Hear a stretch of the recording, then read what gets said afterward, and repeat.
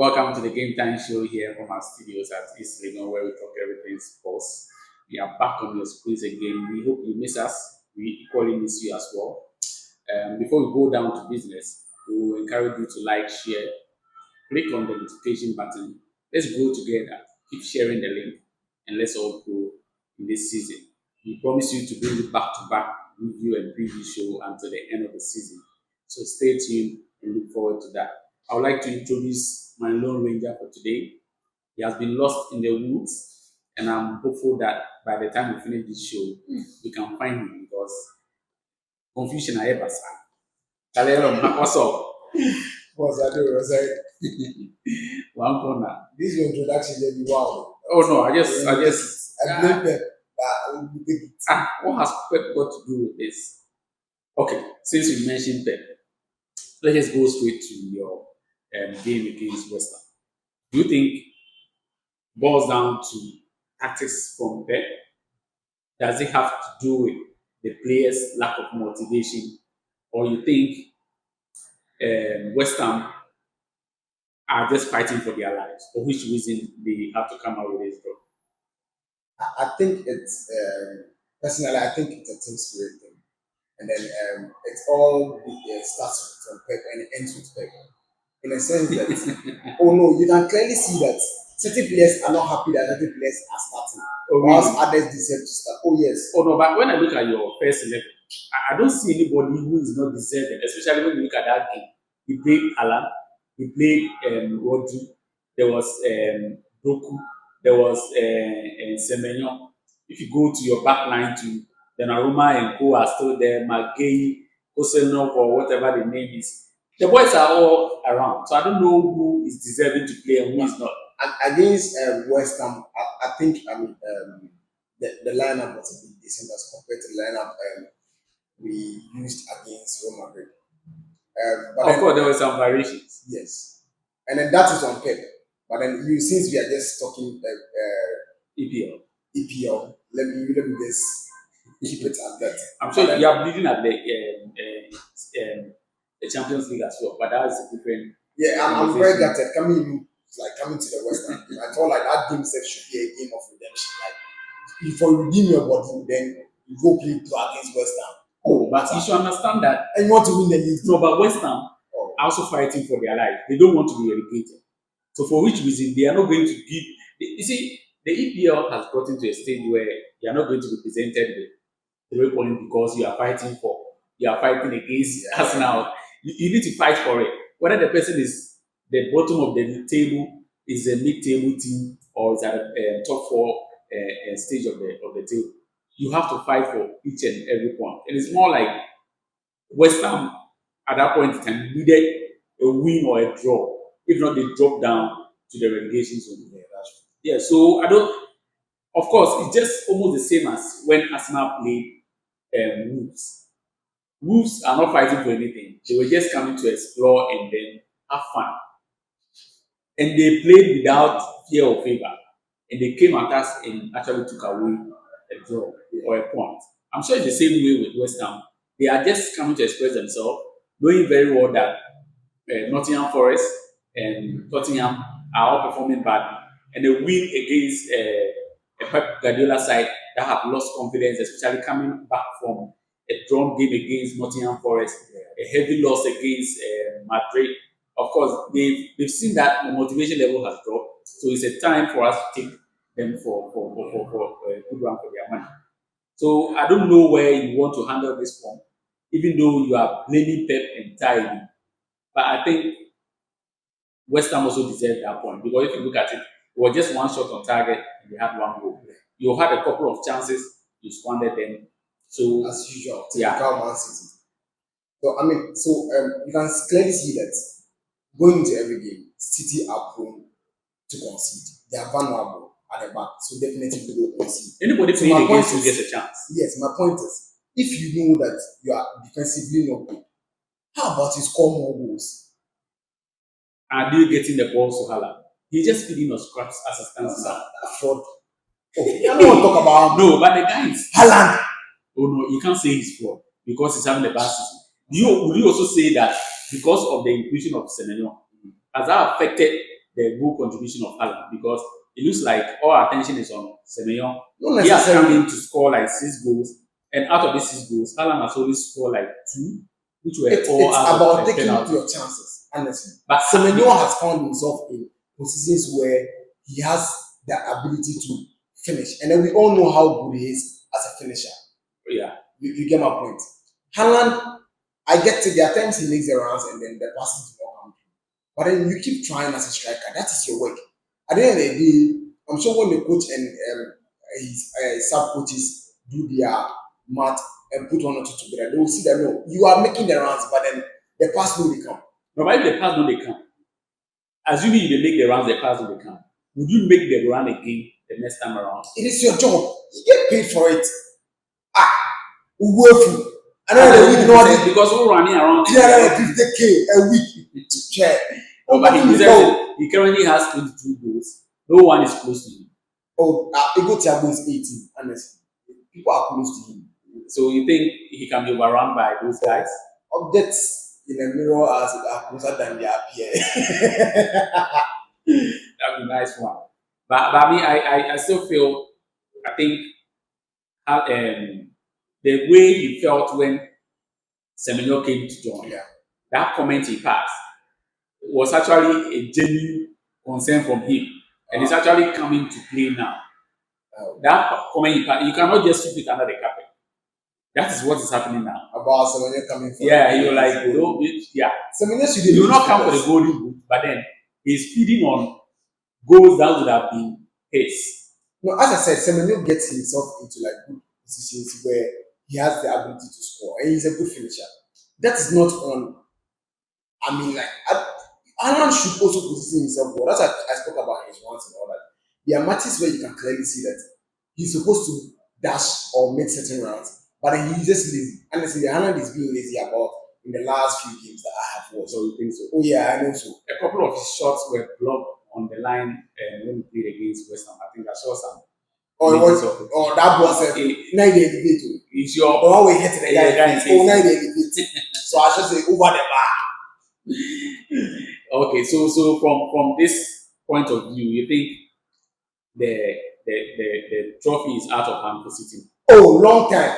Pep says you are still in it. Forget that guy. Oh, Pep.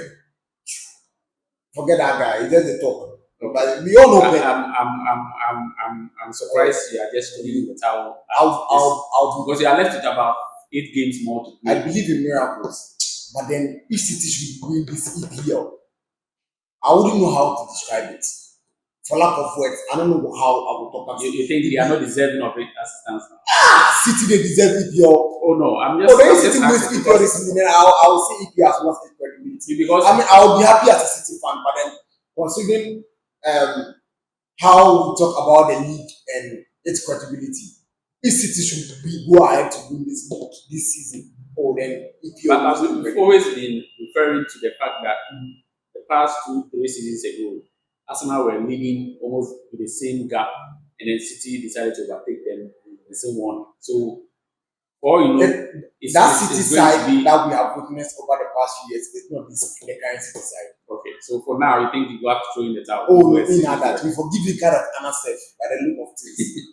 Then if they come your side, they can play that. Yeah, maybe Just leave it yeah. and then everything will go to rest. And one interesting fixture too is the fight for relegation for Tottenham. Yeah. They played against Liverpool. Fortunately for them, they had a last minute goal that meant that they drawn the game. So they are currently sitting, I think, they are 2 steps above, above West Ham and then Nottingham Forest. Yeah. What do you think is this whole thing about Nottingham, Tottenham as well? Was it right for them to have sacked Thomas Frank and bring in this, is it Igor Tudor or whatever they need to do, to really salvage their season? Well, it looks like they are all in 6s and 7s. They are only hoping on drawing because in the past, this is the first time they've earned a point actually in this season. This year. Yeah. So it's not good for them. Do you think it's good for the EPL if Tottenham should actually be relegated? honestly, I don't know where to begin their crisis from. I don't know if it is a coach thing, it is a problem thing, because honestly, they've had top managers come through their ranks. Yeah, if you want to look back, What Thomas Frank did with Brentford, like he did it with a smaller club. Yeah, and if Who you don't look at necessarily have the top players. I mean, not to disrespect the players. now, if you look at what But if players, yeah, exactly. If you compare Tottenham, the quality they have, and then to Brentford, Brentford, oh, you go to say if he come far different. far different. So if he inherits the Tottenham team, it means that he should do better. On the on the contrary, he did more worse. time. No, I think he needed more time. I think me personally, I think like it's a board and players problem. To be honest, see, Not necessarily. certain players are not pulling their weight. They bought the same service month for like almost 70 million. Yeah. See, no, but if that guy they no, play that guy cannot carry the. no, I'm just talking about players that are supposed to step up. See, sometimes we have Richarlison, we have Solanke. Oh, Richarlison, he's like the wind. Oh, one more about. No, but he honor. Oh, honor this are equalizer. Oh, come Solanke today he's fit. Tomorrow he's not fit. He'll play 7 matches without a goal, missing chances here and there. But would you also be fair because of the level of injuries? I mean, it plays a factor, but then we still see this Spurs side being with a full fit squad. Going into the season, they had a fully fit squad, with the exception of Madison, Kulizeski, and then who? I think see that be all. Yeah. That be all. Only Kulizeski and then Madison. Yeah. Then They've been out for a very long time. This season they haven't featured. The rest have been very and then this fully fit. This their defender who got the red card. I think he was Romero. Yeah. Yeah, he has been in and out. But then even on occasions where he has been present, his presence is not even present. Then, I feel like certain players are actually underperforming. Most of their players are underperforming, even including our own Ghanaian brother. No, but he says out or you are saying while he is injured, he are not doing Service Simons blowing hot and cold. Has he ever blown hot before, Seth? Oh yeah. Service when we played them, he had a couple of shots on target. Oh, that could have caused the keeper. If on target, you go on the like 1 billion. So like I was asking, do you think Tottenham getting relegated is a big deal for the EPL? Well, or anybody at all can go relegation when it comes exactly, that's the EPL. So it talks about how tough the league is. Because I don't think any of us would have sat here maybe some days back, to say we still say, and then you add Tottenham. Hell no. So either should be relegated. I feel like the team needs that to reset. I'm being honest. Not from a hate point. I don't hate Spurs for anything. No more margin. But I feel like the team. They win the Europa. The European champions. Where did they go relegated? And made them go reset from Levy to the last person. I feel like they should be relegated because certain players know they perform. We carry them and keepers and know they sit up. But you saw how their reserve keeper performed during this year. That was a gamble. Ugo Tudor felt like he has to give that guy a chance. Yeah, Vicario, and it's true. Vicario was not doing well. If he was Spurs, Vicario know they sit up. So if the guy had pulled his weight, I'm sure that would have been. He would have been the first choice. Yeah. Just like what Ramsey has been able to do at Newcastle. Yeah. He's not their first choice. Yeah, it looks like it. Yeah. Looks like it. Let's go on to touch on the last game, which is the Man U against Aston Villa. Aston Villa, from the beginning of the season, they had a very bad patch of form. Midway through the season, they went on some strong unbeaten run. Currently, they are just they don't know what they are about now, allowing Man United to score them 3-1, and I'm sure very soon Man U is even like 6 points behind Man City. Yeah. I'll not be surprised if they overtake Man City in this race because they've also gone on some streak of form apart from the loss they had against Newcastle. Yeah. What was really the challenge? Do you think they were not deserving of the top 4, or just that people were just underperforming, for which reason Aston Villa were able to amass those points and were maybe ending up challenging for the trophy? Yeah, I don't know which of our episodes, but I highlighted the fact that yes, credit to Newcastle. I wouldn't want to sit here and then discredit Emery and boys. Shout outs to them for what they have been able to achieve so far in the season. I think they have overachieved so far. But then I did say that it was because a certain Liverpool was underperforming. Tottenham was underperforming. United was underperforming. Including Chelsea said were underperforming. They've actually dropped in the pecking order. Newcastle did well better than them last season, and this season Newcastle is underperforming. Newcastle is playing the Champions League. That's why last season they secured top. Yeah. So it means that Aston Villa have just been able to capitalize on the fact that these teams have been underperforming. And now that we have seen United being on the rise, who else? Are they also being on the rise because other teams are also underperforming? Because United currently sit at third, and they are 3 points above Aston Villa. No, I think if I should say United are on the rise because other teams are underperforming, would be me discrediting what they have achieved in the last 7 matches under Gary. But the score, shout out to them. Exactly. Shout out to yeah. So I don't feel like it's because other people they have met top oppositions.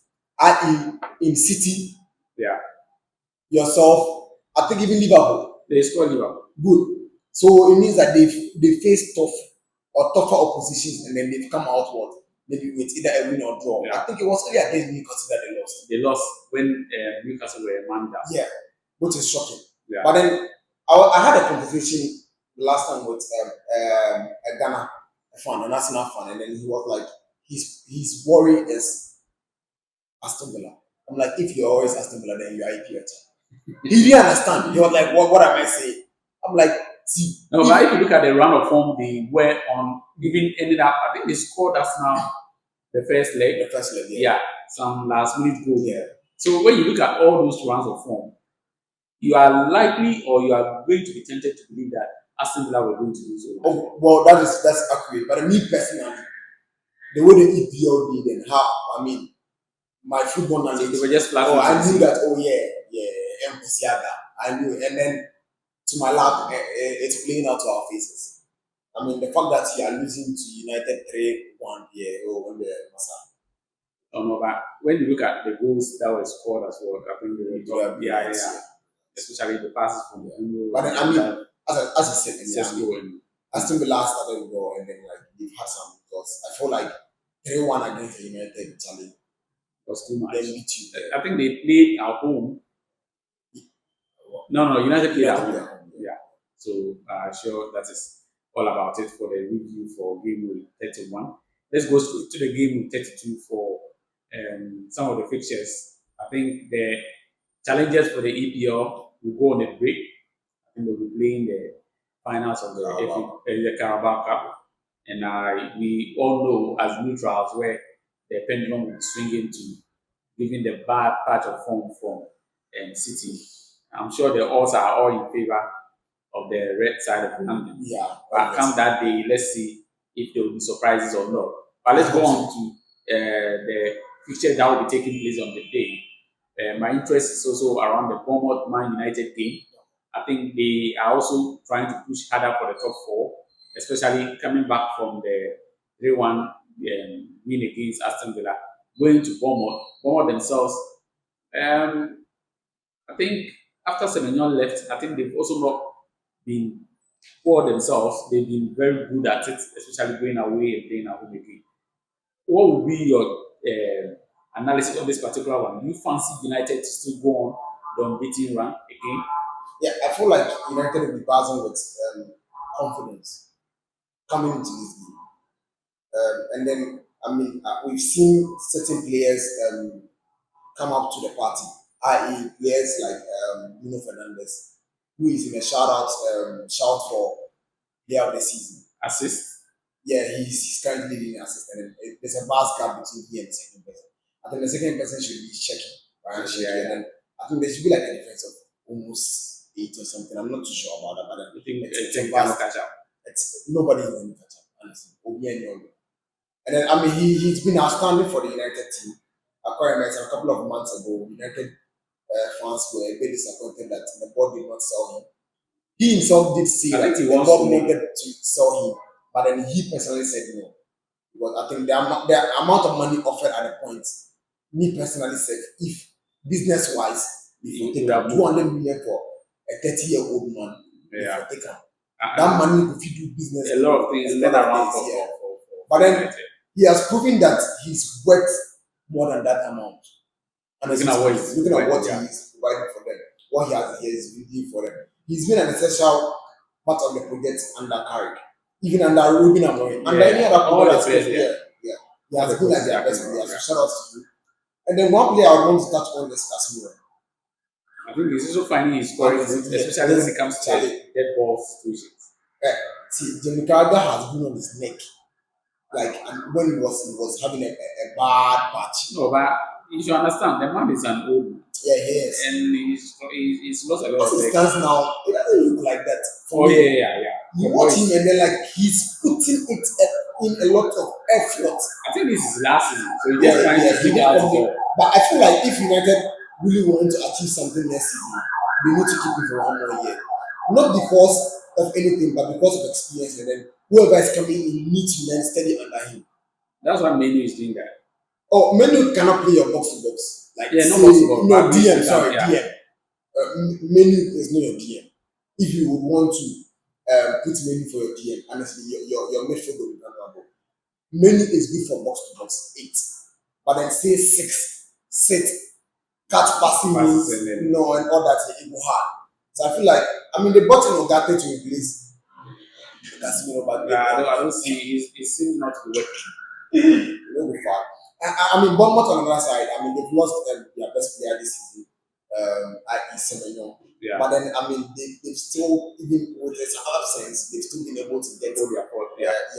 some wins and draws here and there. They are not going to make it easier for United, but I feel like, based on what I've seen, watched from United, They are 10th currently. They are playing United, who is at the 10th. yeah, I feel like United should end this one. Yeah, I'll predict a 2-1 victory to United. For the one against, I think their match against they are playing. When did they play their last game? Brentford, 25th, 14th match. Okay, they played Burnley. Okay. It was a goalless draw. Yeah. So this game will be very critical for them to try and salvage a point. And United themselves are not pushovers. Yeah. They are also fighting for the top 4. So Yeah. I'm sure this is going to be a very interesting fixture. Yeah. We'll be looking forward to that and make sure if those positions are coming to fruition or not. One other exciting fixture is Spurs and Nottingham. These are relegation bound teams. Wow. And they are going neck on neck on that particular day. Spurs are playing home. I don't know who you'll be fancying in this particular fixture. Nottingham themselves are not easy pushovers. From where I sit, I foresee Nottingham coming top. And then you might not know what football has for you. What will be your take on this particular fixture? Spurs, Nottingham Forest. I don't know. I feel like it's going to be a very funny game. In the sense that, as you said, both teams are battling for relegation. Yeah. And then Spurs, on the other hand, are a team that, we all did not expect to see them where they are currently. But unfortunately for them, life has catch up with them. And I also strongly believe that Nottingham Forest might win this for me. Really? And I was disappointed when I think Forest drew against Fulham. Yeah. That was disappointing. They played a very good game. Yeah. They could have won, but I don't know what happened. Maybe the football board did not bless them on that day, so they didn't get the win. And then Spurs, on the other hand, to drew against Liverpool. Mind you, this Liverpool team, the Liverpool team, them two, then just be matching up. They blow hot and cold. So it's not like a big achievement, but they are on in Europe too, so I'm sure they will go retire into that particular place. Yeah, but then for what Spurs have achieved, the struggling they've gone through, and then to salvage a draw against Liverpool, it should build some level of confidence. Yeah. I just hope that would be a turnaround for their season. Well, we all hope so, because for a big name like Spurs to go under the radar, it's going to be a talking point for like a very long time. But then, I feel like Nottingham Forest might win it, but I'm still a draw. A draw. A draw. A draw will not be far fetched because if you look at the two teams, I think they are almost having the same kind of strength. Spurs losing a lot of motivation. Nottingham on the other hand, I think they've sacked their coach. Nottingham Forest. Yeah, currently it's being managed by a Portuguese man. Yeah, I forgot his name. I think they've sacked their coach as well. So Yeah, he's been managing them yeah, for like quite some number. um, I think he was also appointed the same day Ugo Tudo was was appointed. yeah. So it's quite an interesting fixture. This will be just Yeah, because if you lose, you are dropping. Yeah, As for this game, drop. when you lose, you are dropping. Yeah. So there's no chance that they are almost of the same point. Yeah. So it's just not a game that you are going to take for granted. And I'm sure it's going to be an exciting feature like you all anticipating. Let's look at Everton and Chelsea. Yeah. Chelsea, on the other hand, also looks like either it's a red card or they are losing games that they are not supposed to. Yeah. Especially if you look at their game they played against, was it Newcastle? Yeah, Newcastle. They ended up losing 1-0. I don't know if that new guy, whether he's getting confused now, or from the beginning it was more of a new manager bounce kind of winning streak for them. Because they seem not to be, the center cannot really hold for them. And going in this particular fixture, I'm sure it's going to be a very difficult encounter against Everton. Everton themselves did not give Arsenal breathing space, and they ended up losing at the end of the day. Yes. So going into this game, I'm sure they are going to deploy almost a similar approach, very defensive, and then they rely on the counter to try and harm teams. But Chelsea themselves play almost similarly to what Arsenal plays. How are you going to look at this particular encounter between Everton and Chelsea? I don't think Everton might necessarily approach this game the same way they did against Arsenal. I feel like this Chelsea they are going to open up because with Chelsea, if you open up, Chelsea are not threatening like Arsenal. You know Arsenal. Arsenal is more threatening than Chelsea is. No, but this Chelsea team, they play a very high line, and they are more like fearless. Regardless of whatever the results are, they keep pushing at you. I feel like that would also make them vulnerable. Like against Newcastle. See, if Newcastle had their midfielders were fit for that battle, you know they had to deploy what's his name? For the game. Ramsey and all that to play DM and DM4. Yes. Or this guy came off injured. He's not your in that particular game. Yeah, he's not your typical midfielder, but then he had to play midfield. Let me see if I will get the lineup for that particular encounter. Willock. Okay. He's a winger. Yeah. Exactly. He's a winger. He's not your typical midfielder, but he had to play 6 for Newcastle in the game, and he did very well. So my point is, this Chelsea team did not look like the Enzo Maresca team that we all knew. I mean, so that decision was also a bad decision. It was me, but that decision shot. But I mean, I don't care because I'm like Chelsea fan, and I don't like them that much. They are too loud, so I enjoy it when they are enjoying them when they are in crisis. We play together with others. So back to the first side. I haven't been a coach before, but then say only coaching yes of course. Sometimes you can point out. Yeah. And then I don't know why you would have players who could fit in a number 10 role, but then deploy Enzo Fernandez as your number 10. When you have a certain Obama, but then you deploy Obama as your winger. No, you have natural wingers on the bench. No, but this guy is out injured. Estavo. Fair. You have other wingers. Aside Estavo and Jamie Gettins who are injured, you still have wingers in Pedro Neto, Ganacho and all that. Yes, Ganacho and Fire. Superstar. No, Constantino against Newcastle. Okay. I mean, but he had a decent game together. Among all the wingers, he had the best game. But then to decide to play Enzo Fernandez as your number 10 and play Eko Palmer as your winger, from a fan's perspective, you know, they sit right at me. And I am right because it hasn't worked for a long time. For a while now against PSG. Yes, Enzo got a goal, but still he could have played better on the day. He missed quite a few number of chances that he could But the have same lineup won against Aston Villa 4-1. The same lineup where Kupama was playing from the wings, yeah. and then Garnacho on the other hand, Caicedo and James from the Well, it's a gamble, but then for the most part, it hasn't worked. It is a gamble. I feel like yeah, even if you feel, but coaches need to also take risks, especially with their selection and the foundation. well, as I said, I might not be able to necessarily know as to why this is his style of play or his first 11. But from my fans' perspective, I feel like Enzo Fernandez should be there. Bro, take James back to his normal position. Like, tell you, what are you doing, my brother?